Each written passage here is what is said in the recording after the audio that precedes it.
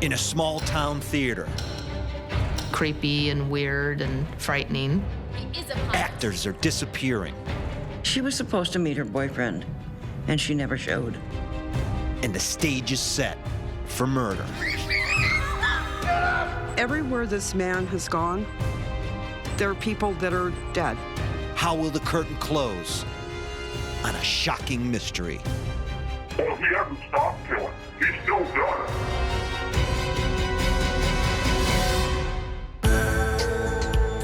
I'm M. William Phelps, investigative journalist, and I have an obsession. Serial killer, cold cases. Now, nearly 10 years later, investigators say they still need the public's help. For me, it's personal. My sister-in-law was murdered, and her killer has never been caught. These killers are still out there. Their victims deserve justice. And just one new clue could make all the difference. I don't have a badge, but I do have something the cops don't have.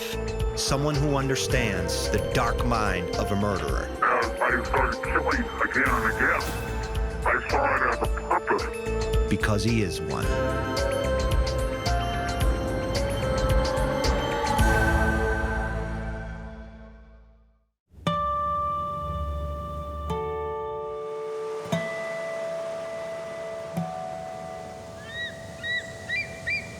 You know, by now, I shouldn't be surprised by the places that Dark Minds takes me.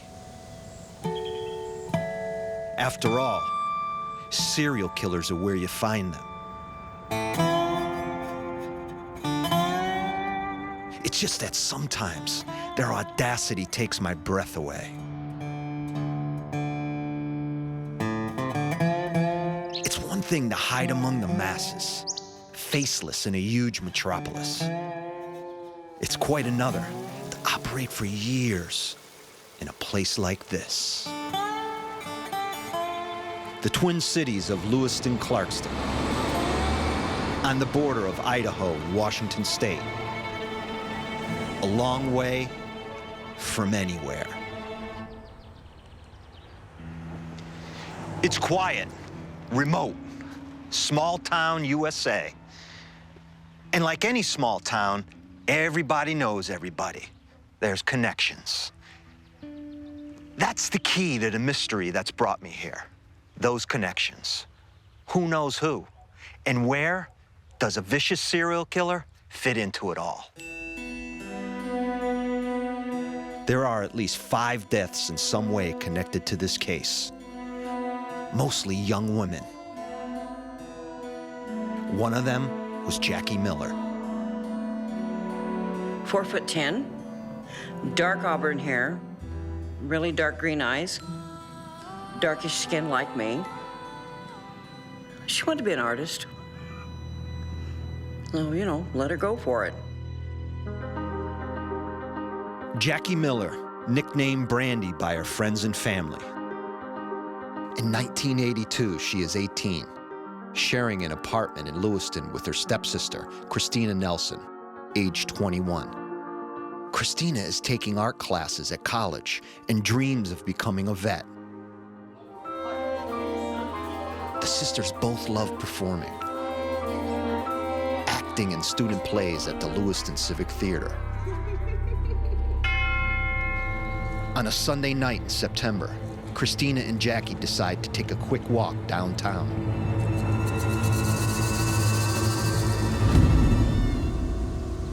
The next day, Jackie's mom, Jerry, gets a message.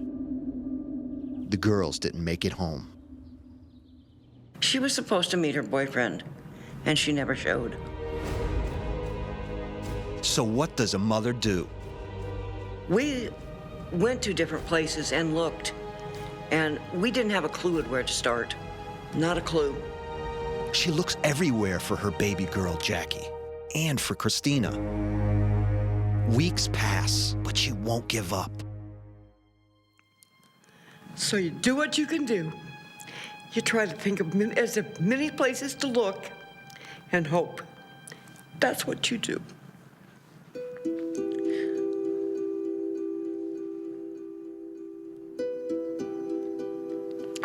And you keep doing it. You do it over and over and over.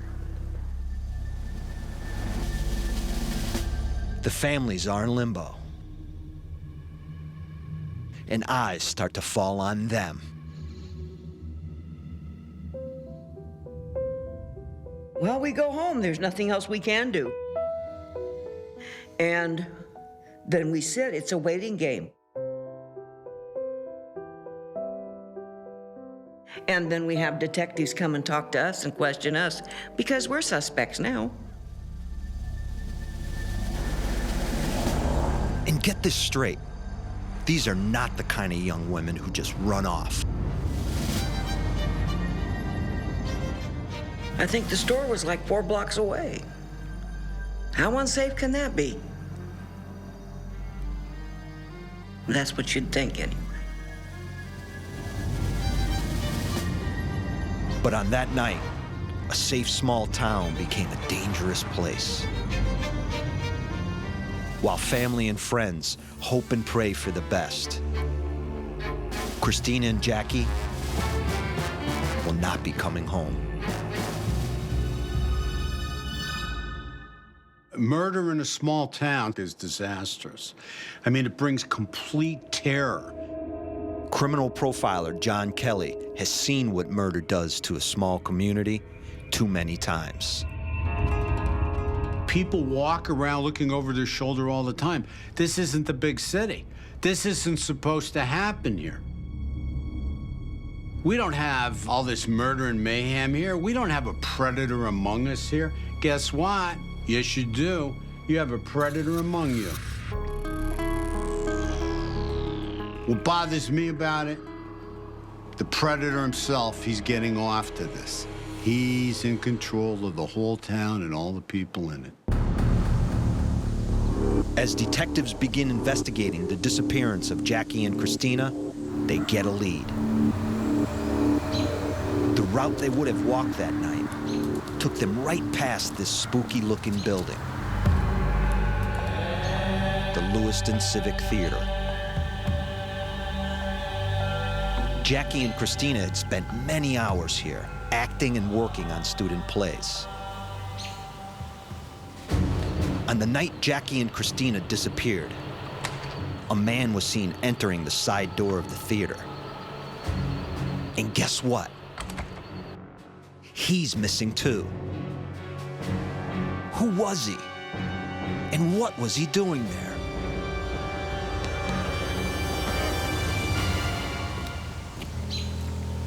There's been lots of rumors over the years about the theater.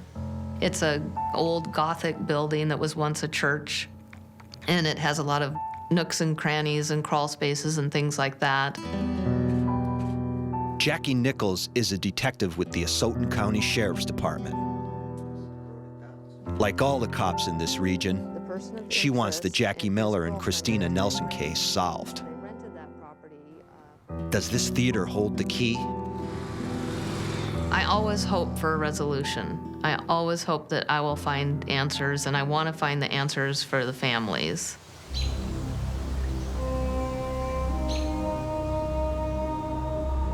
When this case began, answers were in short supply. Christina and Jackie disappeared without a trace. Totally out of character.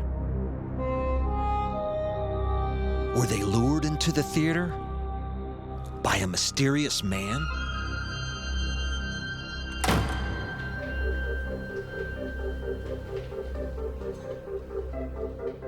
He did his laundry at the theater because they had a washer and dryer there.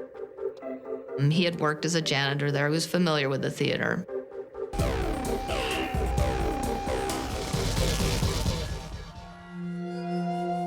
The man is 35-year-old amateur actor and musician Stephen Pearsall. He's also reported missing by his family. Because he disappeared the same night, it was definitely considered that the girls went with him or that he could have done something to the girls. Hey, Steve. Show Brandy Jerry Lewis. Stephen and the girls all knew each other from the theater. Well, both the girls were very interested in acting. And they knew Stephen. Stephen was a very harmless person to them. I mean, he's a very quiet man, very quiet man. Maybe. But where is Stephen? And why has he gone missing at exactly the same time? He did his laundry there. So I'm thinking maybe they went there with him or something. I don't know. I don't know how they ended up there. All I know is that between the apartment and the grocery store, or the grocery store and their apartment, they vanished.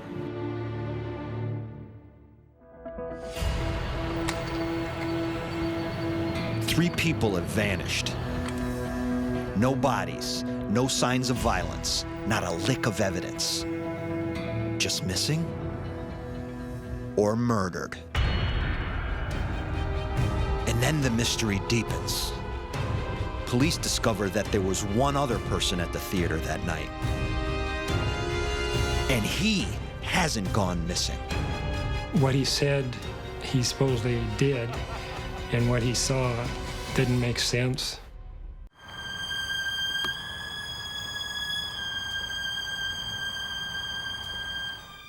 Just take a look at this place. I'm exploring the Civic Theater in Lewiston, Idaho, and trying to blow the dust off its secrets.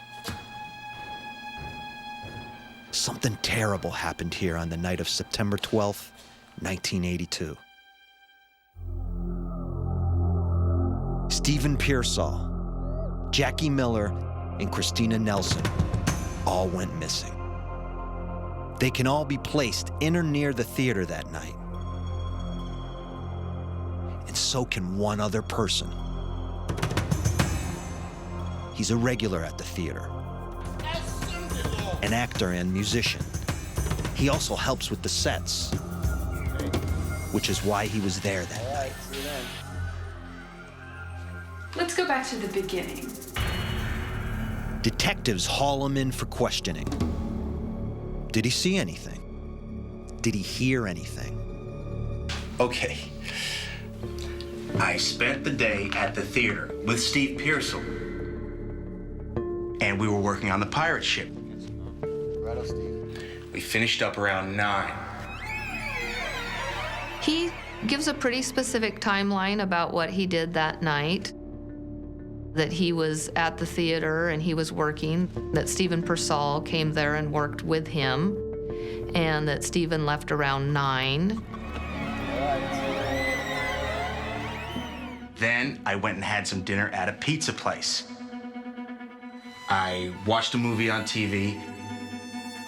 And that he went back to the theater and that he was doing some more work, and that he injured himself and went and laid down in the green room area, and that he fell asleep.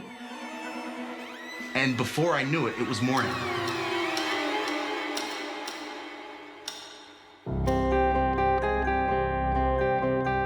Whatever happened in the theater that night, he says he slept through the whole thing. But there's something about this guy's demeanor that puts the cops on edge. He was kind of challenging or antagonistic. Retired Lieutenant Alan Johnson also worked on this case. What he said he supposedly did and what he saw didn't make sense. For legal reasons, I can't name this man, and he's never been charged. But he soon becomes an official person of interest. You just get the feeling when you talk to people of they're telling you the truth or they're just shining you on. After 2 police interviews, he clams up. He refused to do a polygraph test, and at a certain point, he retained an attorney and refused to provide any more information to law enforcement. There's another thing that catches the attention of the police. This man who slept through the attack, they know him. He was on their radar in another missing persons case. Now, is that a coincidence? Or a connection? That's what I'm about to find out. The story begins 3 years earlier. April 28, 1979. The sleepy town of Asotin has come to life after a typically cold, long winter. The county fair is in town. And 12-year-old Christina White is thrilled. Christina had her bicycle with her, and her plan was to ride her bike home later after she had helped her friend get her friend's horse ready for the horse show. But it's hot out, and at her friend's house, Christina starts to feel the heat. She had suffered from heat stroke in the past,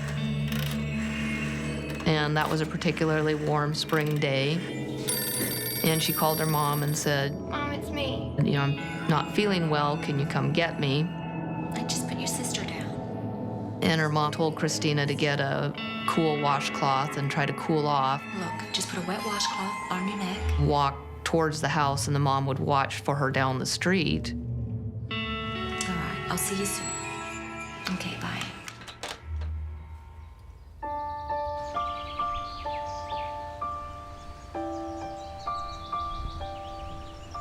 Christina's mom waits and waits. Then her mother's instinct kicks in, and her heart starts to beat a little faster.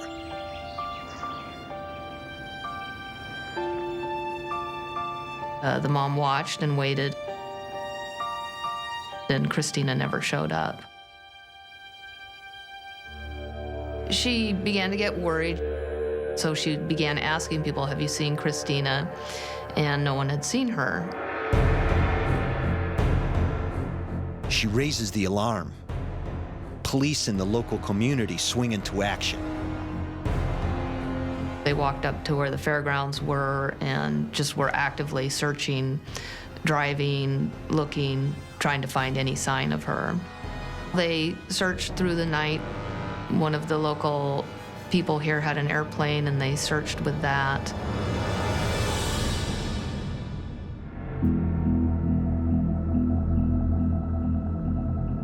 But Christina White can't be found. She'll never be found. No body, nothing. So how does all this connect to 3 people disappearing from the Civic Theater 3 years later? It's our person of interest. The guy who slept through what happened in the theater that night in 1982. I would be reluctant to do so. The guy who refused to cooperate with police. He was the last person to see Christina White alive. It was a aha moment, I believe, for law enforcement.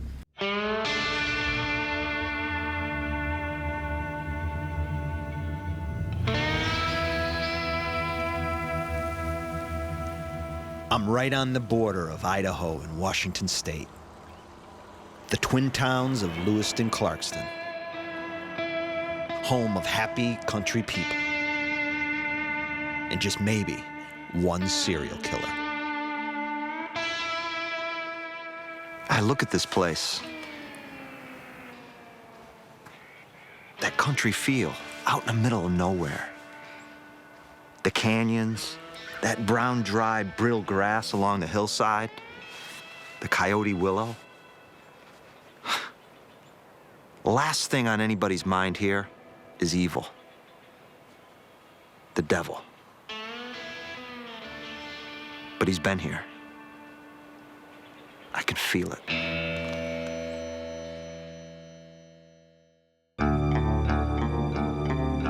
In September 1982, the town of Lewiston woke up to 3 people missing, presumed dead. Only 3 years earlier, the neighboring town of Asotin had also lost one of its children, 12-year-old Christina White. Then, investigators find a connection between the two cases. One man who was at the scene of both crimes. He was never charged, but when Christina White went missing in 1979, she was last seen at his house.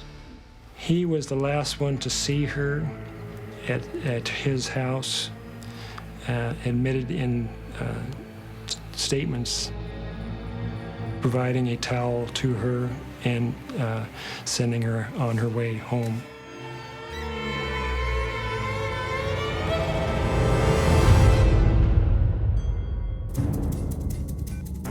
And once the search for Christina begins,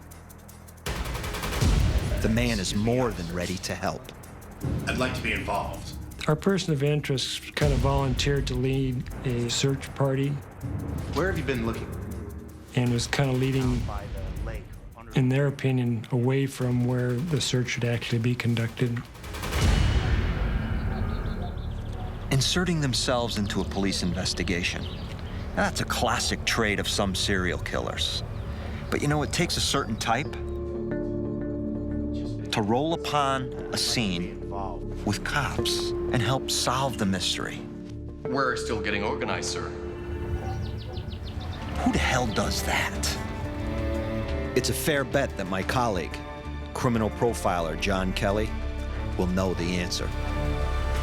What about him injecting himself into the investigation? What does this say about how he feels inside? He gets pleasure and excitement out of pulling the wool over other people's eyes and manipulating them. He feels he's bulletproof. He feels he's much smarter and much more intelligent than they are, or anybody else in this whole small town.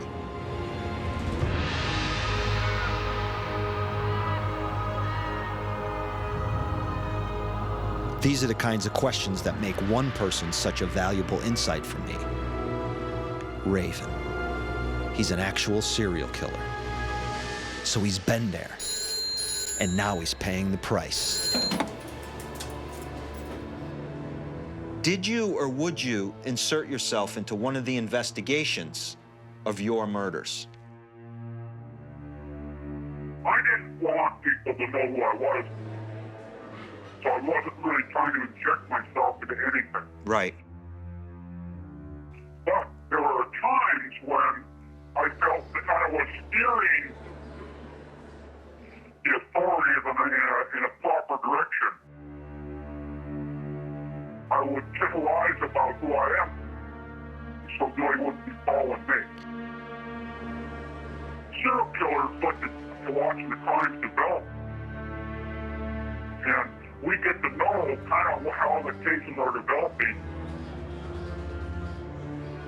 from watching more and more cases of ours. And we decide as we go along what is a good way to move to the next person or to cover our tracks. In some cases, serial killers like the killer just run away. We don't want to be around when the hell it happens. This guy wants to be there. How he feels he's in control by being there. It's a frightening thought. Serial killers learning firsthand from the very guys who are hunting them. I could show you some places to look. We're bullies. That's what we are. We like to be in control of whoever we're in control of. Be it the victim or the community or law enforcement. It makes no difference. It's all the same to us.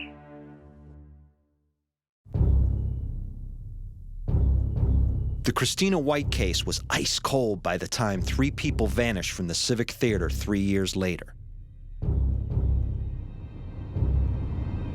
But the fact that our person of interest was very close to both cases, is that a coincidence that's too big to ignore? I think that's when they first realized that this person was also most likely connected to Christina White's disappearance. When the 2 girls and Stephen disappeared, It was a aha moment, I believe, for law enforcement. So in 1982, police begin to take a closer look at this person of interest and quickly find he was well known at the Civic Theater. He worked on the sets, he acted in plays, worked on the rigging for various shows. Almost everybody describes him as being odd or different. Some describe him as being kind of a fun person with a good sense of humor. And then other people have described him as being creepy and weird and frightening.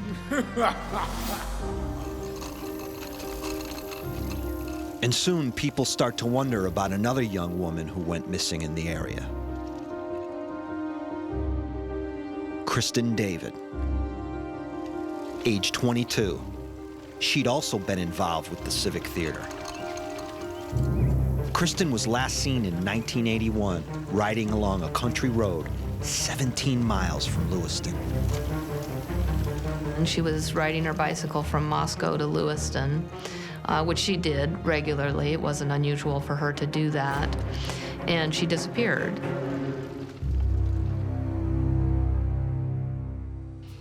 One week later, fishermen have their lines in the Snake River just outside town when they make a shocking catch. A headless torso in a garbage bag. The remains of Kristen David. Is she yet another victim of the same serial killer? At the time, there wasn't enough evidence to prove it. But more bodies would soon come. He thought it was a deer skull. It was a human skull.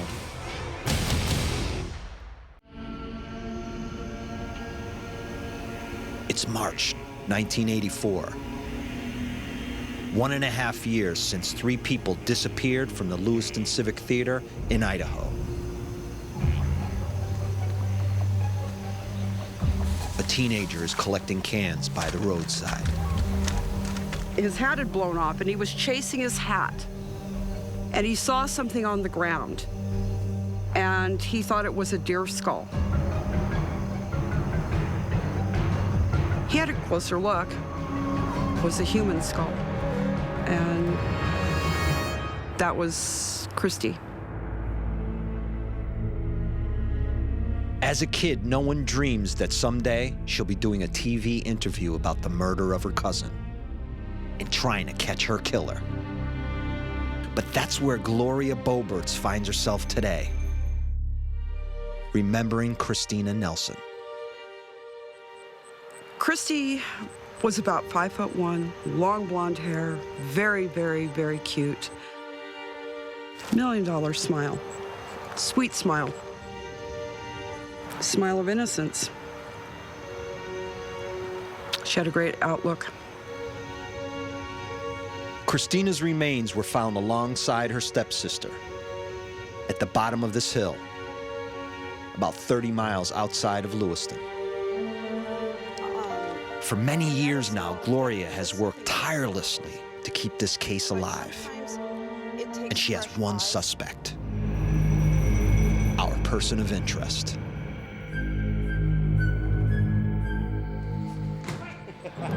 They knew him. They were connected through the theater to him. Every one of these people is connected by that theater. Everywhere this man has gone, there are people that are dead. They're missing.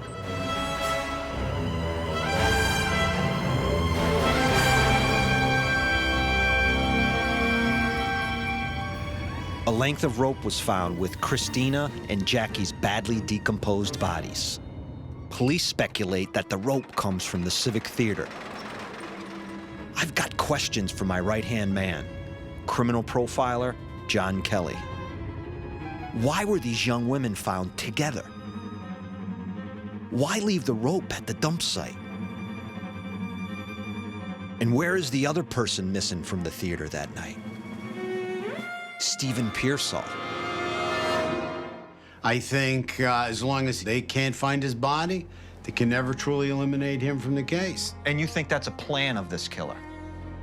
I think that was in this killer's mind because he made it very obvious where the other two girls were found bound together. But Stephen Pearsall's never seen again. Well, that could possibly lead suspicion for one to think, hey, these two girls were there, Stephen Pearsall was there, Stephen Pearsall disappeared. What did he do to these two girls before he left?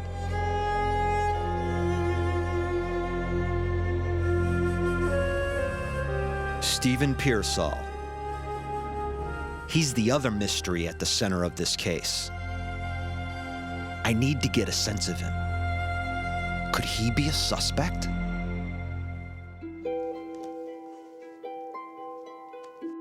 He was over 6 feet tall, and he was rather thin, and he loved music. He played in the school band and played a clarinet.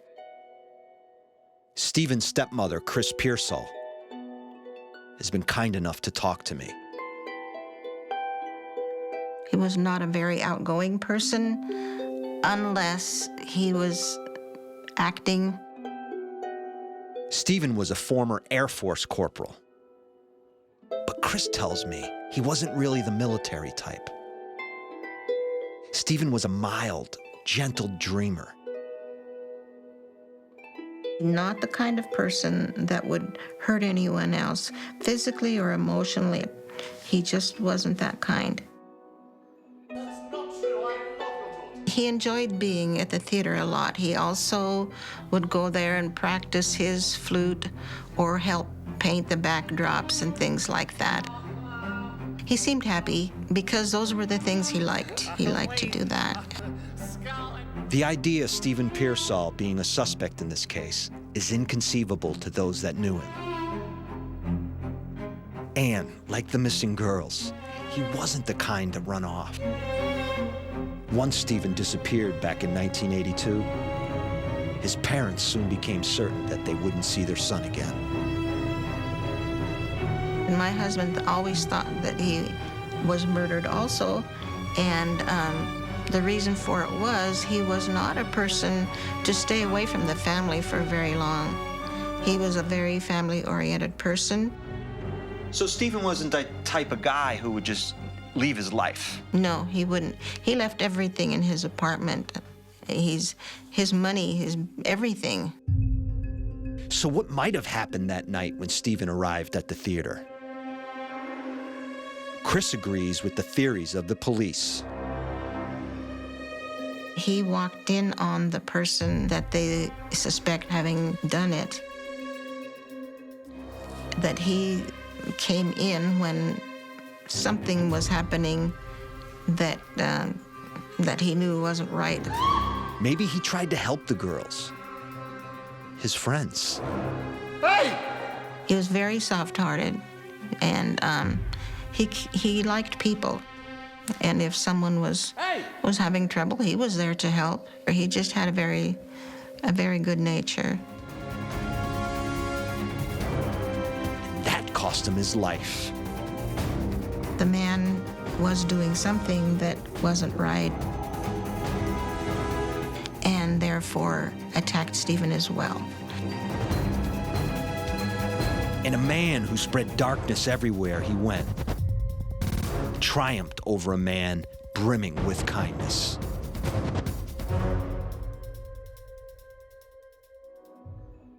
He liked to make people laugh, and he liked children, and it's too bad he never lived to have any of his own.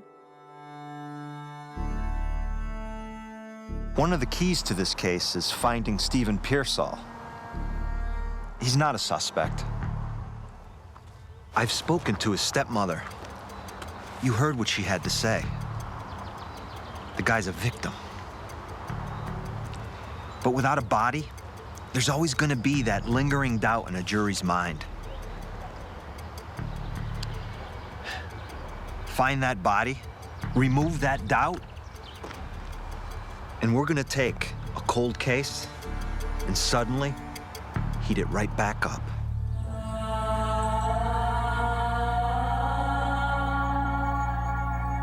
what might have happened on that night in 1982 in the Civic Theater. It begins with Jackie and Christina taking a late-night walk to the grocery store.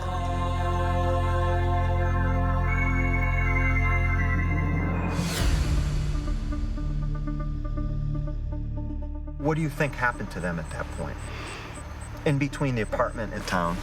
I think they met up with somebody that they knew from the theater, and they trusted, and they went into the theater. That's what I think. There's a path running alongside the theater right here. And guess what?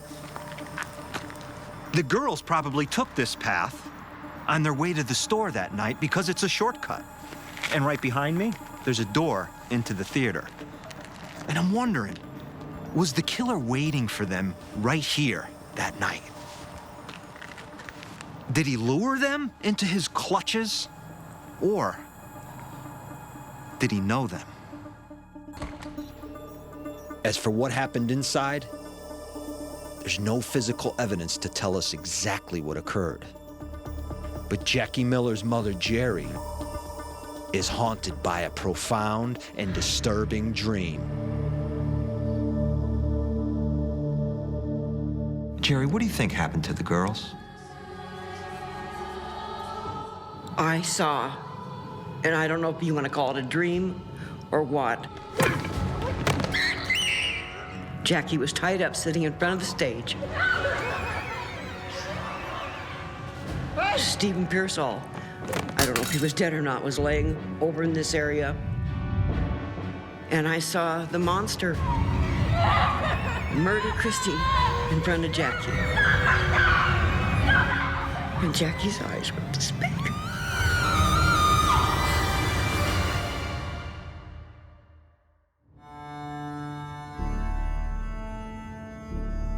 It may be just a dream, but that's a terrible image for a mother to live with until we get some answers to this mystery. Everything in these cases keeps connecting back to the theater. And the shadow at the heart of this theater is the constant presence of our POI, an actor, a performer, a guy who loved to take center stage, a guy who loved to put on a show. But the burning question has always been, what else is he connected to? Well, I've done some searching. And you know, you won't believe what I found.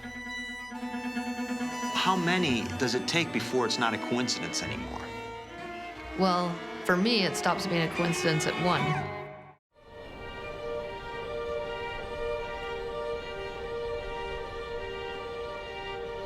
The Civic Theater murders here in Lewiston, Idaho, have gone unsolved for over 30 years. But don't think for a minute that they're cold. Not with detectives like Jackie Nichols chipping away at the case.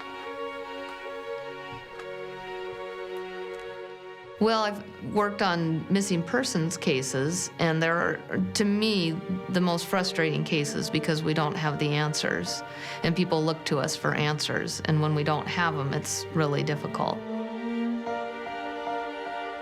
Jackie believes a man who was heavily involved in the theater is a very strong person of interest in the case. And once she dug into his past, she got a shock. In 1972, there was a young girl in California. She was on the boardwalk in Santa Cruz. And she argued with her boyfriend. She walked away down the beach, and she was never seen again. The girl is Antoinette Anino, age 17. The following morning, her body washes up on the shore.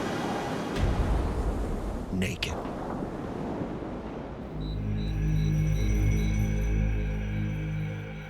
Two days later, her corpse lies in the Willow Glen mortuary in San Jose. At 5 a.m., a neighbor notices a young man acting suspiciously outside the mortuary. And guess what? That young man is our person of interest. 2 nights later, he was caught breaking into the mortuary, which housed her remains. Freeze! And he had a knife and a camera with him. And her body was the only body in the mortuary that night. He is charged with burglary and pleads guilty to a lesser charge. But what I want to know is why? Why the knife? Why the camera? How did Antoinette and Nino really die? At the time, they ruled it a drowning/asphyxiation death, and because she had made suicidal type comments in the past, they believed it was a suicide. Do you think it was a suicide, Jackie? No, I don't believe it was. How come? Well, there's a few reasons. Why did her nude body wash up on the beach? I don't generally think of people who commit suicide of stripping before they do it, but also because of the involvement of the person of interest with her remains 2 days later. Very strange. Yes.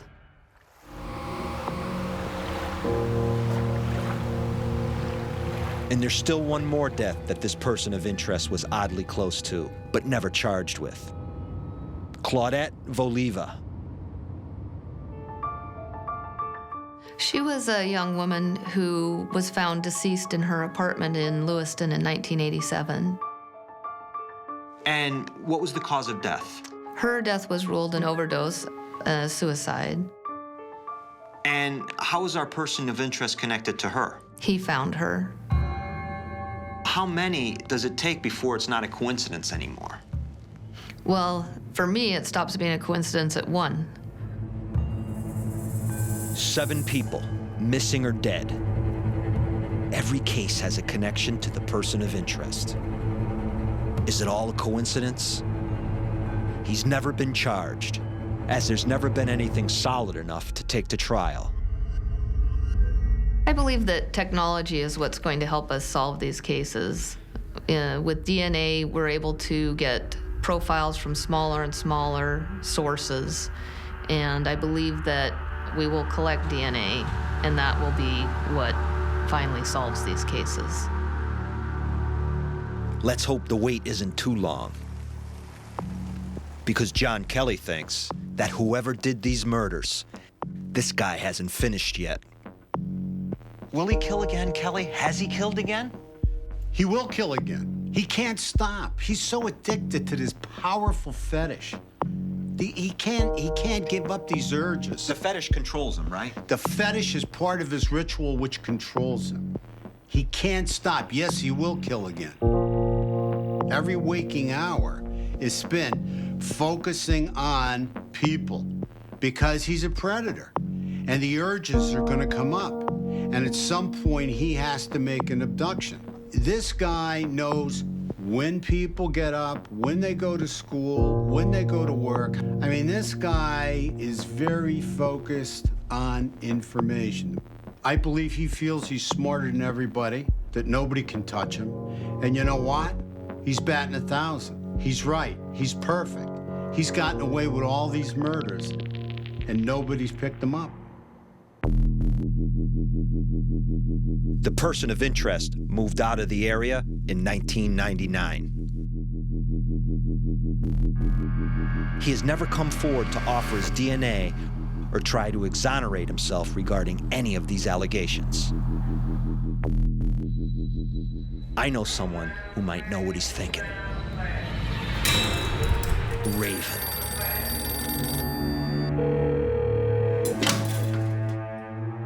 Okay, Raven, listen, I got a question for you now that I want you to step inside your old self.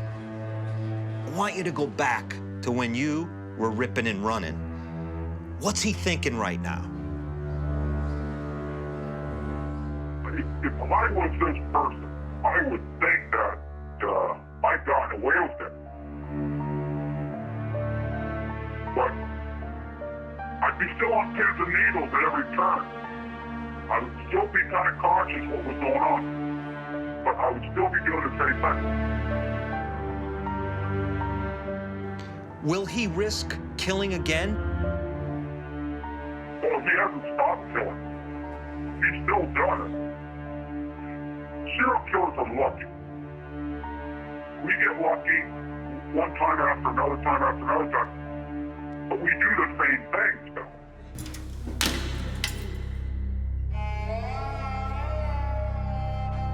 Lucky, huh? Heh. Well, some very tenacious cops are quietly watching and waiting for that luck to run out. I think that he is probably a serial killer, and I think that serial killers do kill until they're stopped. What would it mean to catch this killer, to you personally?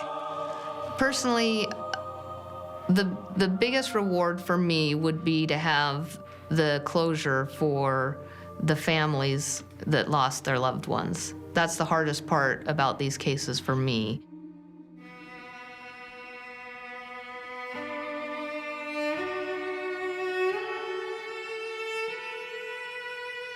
She was my kid and I loved her. She didn't deserve to die. She didn't deserve him to kill her. She deserved to be able to live. She deserved to be able to be here and continue to be loved by her mother.